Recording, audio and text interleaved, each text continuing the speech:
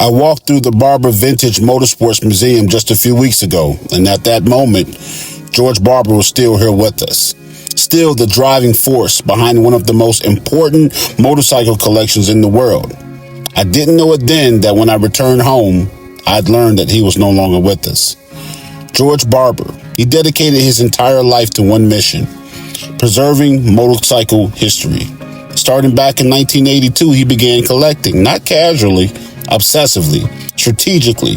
While the world moved forward, George looked back and asked the question every true historian asks: what are we losing? What deserves to be remembered? What he built was staggering. Over thousands of motorcycles, machines from the earliest days of motorcycle innovation through modern legends like Harley and Indian, Triumph, Ducatis, the European bikes, Japanese classics. Every major chapter of motorcycle evolution represented in this museum, meticulously restored and preserved. But the motorcycles aren't the real story here. George understood something fundamental. These aren't just machines. They represent human innovation, rebellion, freedom, and the relentless pursuit of speed and perfection. Every bike in this museum has a story, and George made sure those stories would never be forgotten. To George Barber and his family, thank you for giving us a place to remember where we came from. Your legacy will not be measured in the number of motorcycles preserved. It's measured in the countless lives that's touched by that vision. George, rest well. We will never forget. But I simply just don't want you to remember. I want you to feel it. I want to take you inside. I want you to see what George built. Come with me through the museum and experience what I experienced. Thousands of machines spanning over a century of motorcycle innovation. Every bike you're about to see represents a chapter in our history that George refused to let fade away. Let's take a walk inside. What's going on? What's going on, YouTube? What's going on? Glide and Bear here. Man, beautiful day, another beautiful day. I am in Birmingham, Alabama. I am at the Barber Vintage Motorsports Museum. It's always good to get the history of things, to understand where, things have evolved from, where our motorcycle industry has evolved from, and this is one of the best places to do it in the country, man. So we're gonna go take a look, get started. Come on with the ride. I'm gonna hold you long, but it should be a good time. Yeah.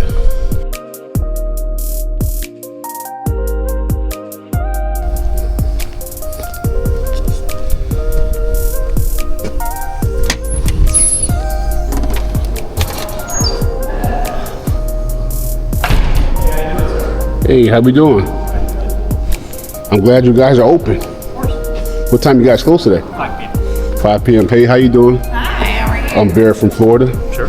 What is it to get in here? And is there anything I should look at in particular? Any displays, any videos I should watch? Or We recommend just taking the elevator to the 5th floor and just working your way down. The moment those elevator doors open, you understand you're not in an ordinary type museum.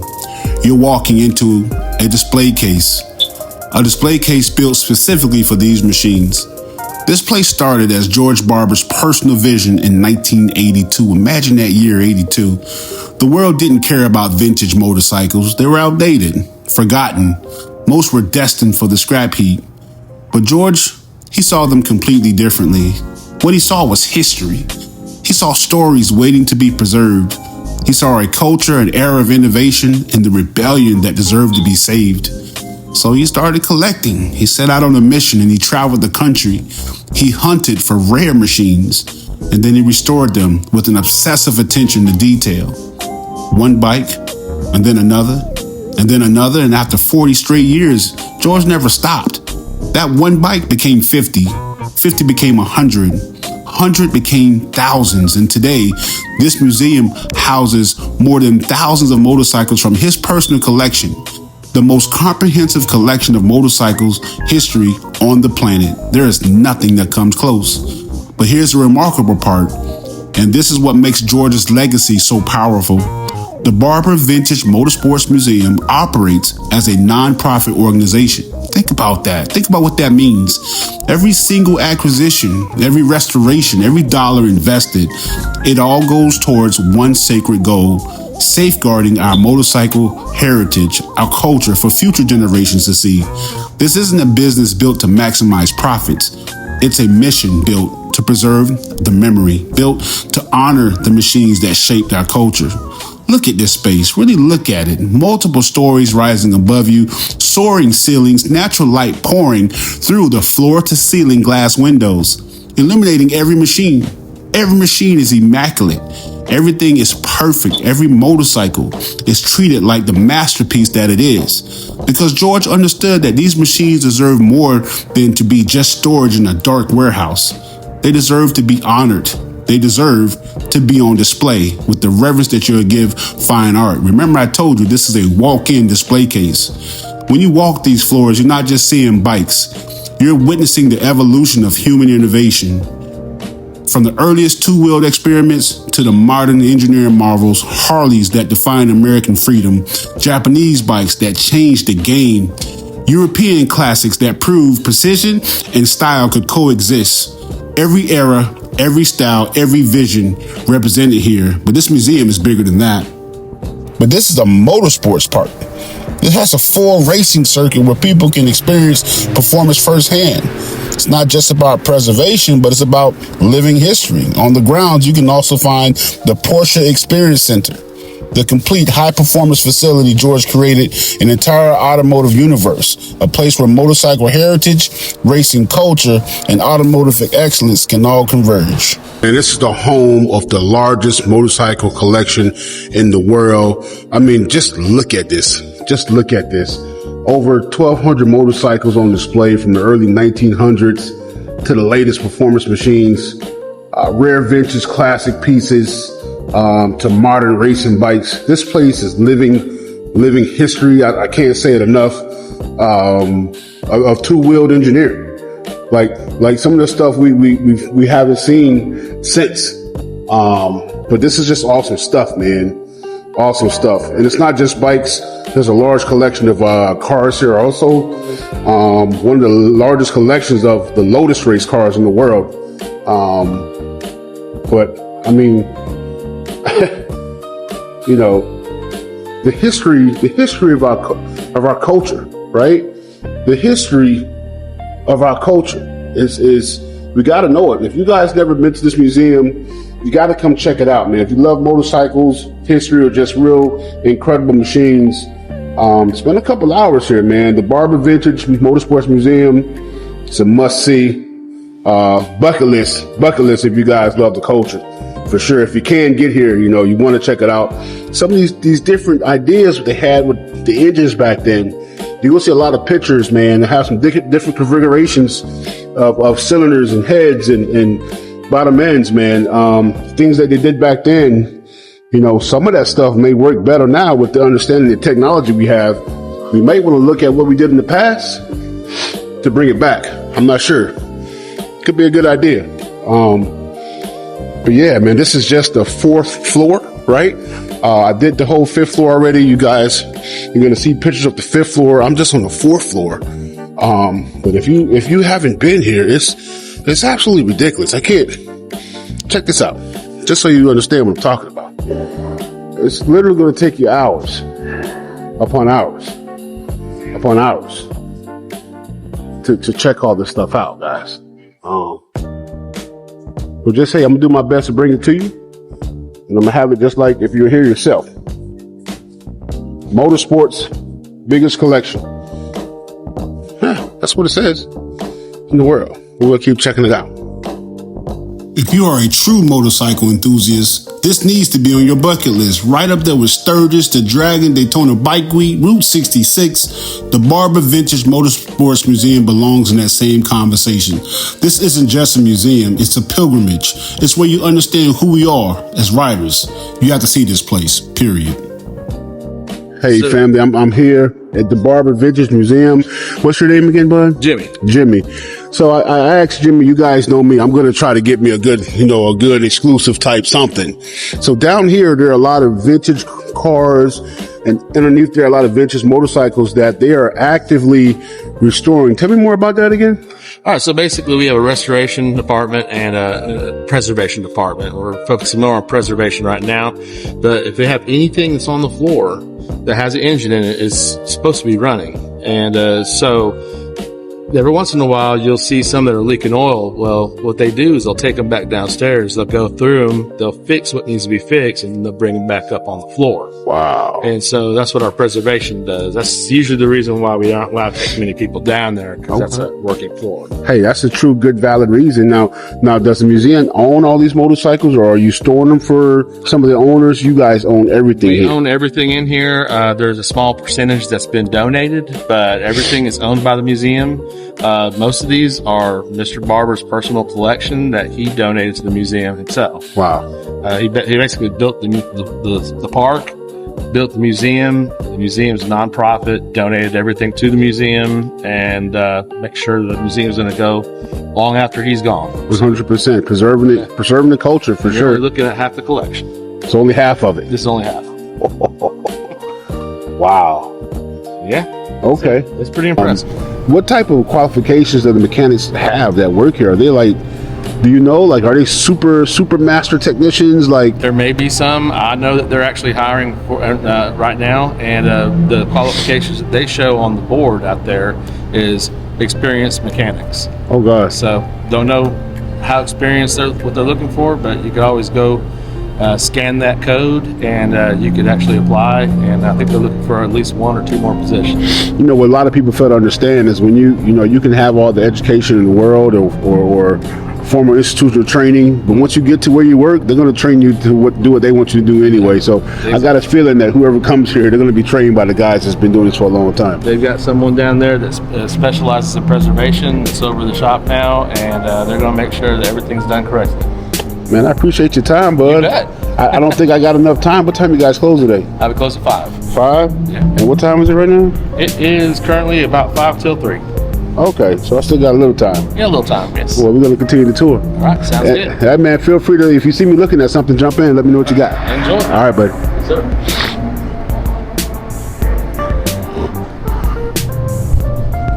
God, I got to show you this bike, man. First of all, this is called a JRL Cycles Lucky 7 2010. All right. It's 2800 cc's for displacement. 6-speed. Top speed, just what it says, she flies. A couple things grabbed my attention about this bike. First and foremost, got a big wheel on it. And I'm not a fan of the big wheel. I was in my younger days. I'm not now.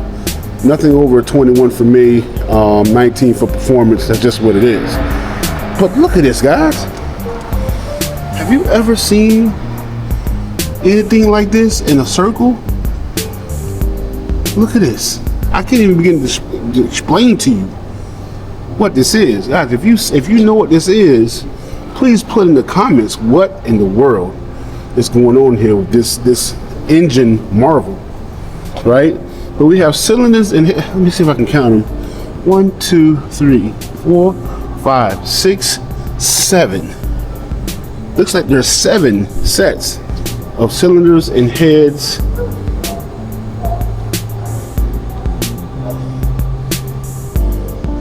This looks like it might be the rock arm. Push tubes in here. Guess the cam may be somewhere in here. I don't know. Guys, help me out. It says she flies. Back in 2010. Short exhaust. She flies. Well, you know she has to be chain dry. Chain dry. And then, okay, look at it. So you have the exhaust coming out for every 1, 2, 3, 4, 5, 6, 7. So every cylinder obviously has to have an exhaust. So the other side may be an intake. I'm not sure. I'm confused, guys. Help me out here. Help me out. How you doing, sir? I'm good. How are you? You probably doing what I should have been doing, reading about it a little first. Yeah. Have you ever seen something like this before? Yeah. No, well, I saw it one other time I was here. Can you know what it is? Can you give me a better explanation about it than what I? Did you? If you read this here, it'll probably tell you That's what I more should than have I read. can. Yeah. This 2800 cc's, 110 horsepower, 160 foot-pounds of torque. That's what it says. How many cylinders? 7. I counted 7. There's 7. Lucky 7, yeah. Yeah. It was a lot of, and a very expensive bike. I just never seen this before ever in my There were life. 7 built. 1 prototype, 3 production. Shit. All right, sir. Thank you. Have a good day now. You too. Thank you. Well, you guys know what this is.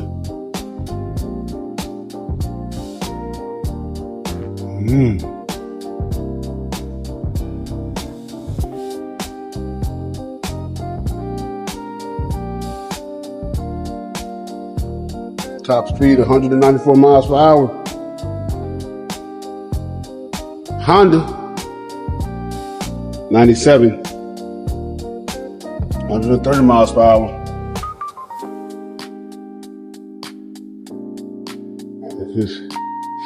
Now you guys, you know, this is a totally different part of the culture.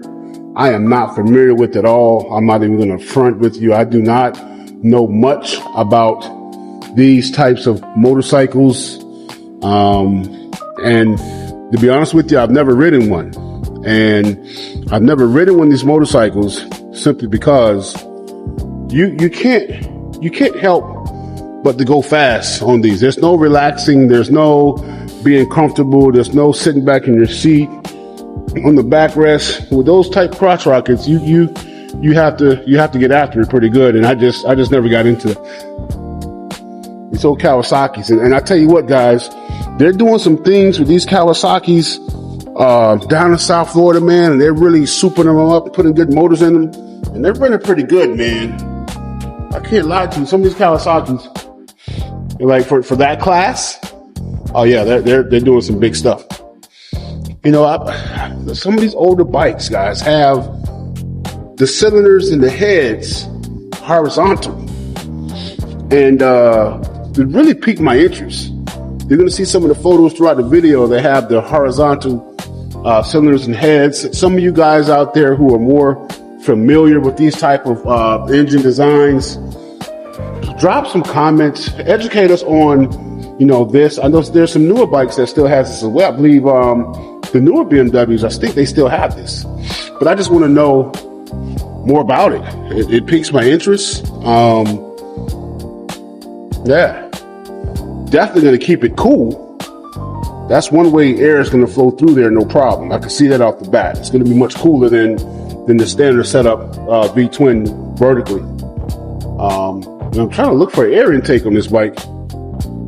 And okay, that's it right there. If you can see it, found it. That's the air intake right there. But it's not that big, guys. It's not that big. At least I hope that's the air intake. Yeah, it should be. Yeah. Again, Barber Vintage Motorcycle Museum. Did I just walk by an RR? I think I did. This 2010. This is a 2020 motorcycle. All right, you can see the stats on it. 190. But man, it looks as if it's brand new, never been ridden before. I mean, that's the way it looks. Beautiful motorcycle, man. Beautiful motorcycle. All right. You guys see the suspension. You see the Brembo. This is 2010. 2010. These motorcycles are in pristine condition. I mean, they look absolutely phenomenal. And from some of the older bikes, some of those are older than 100 years old, to some of these, they just really look really, really good. So that program they have here to restore these motorcycles, man, phenomenal job. And I'm gonna really, really do my best to learn more about that. Bring that to you guys soon, this year. All right. If you ever heard of this bike, MZ? If you guys heard of the MZ, let me know.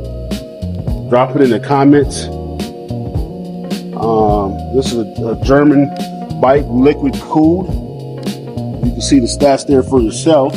All right, 145 miles per hour, not bad. But I just had to come check out this Honda, man. You know,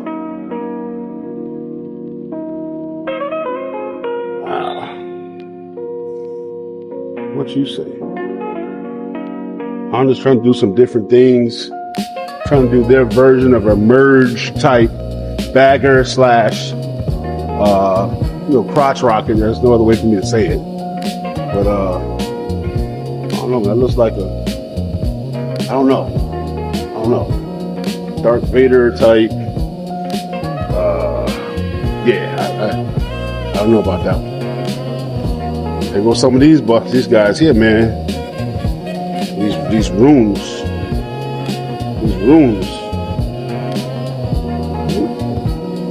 Big heavy machines, man.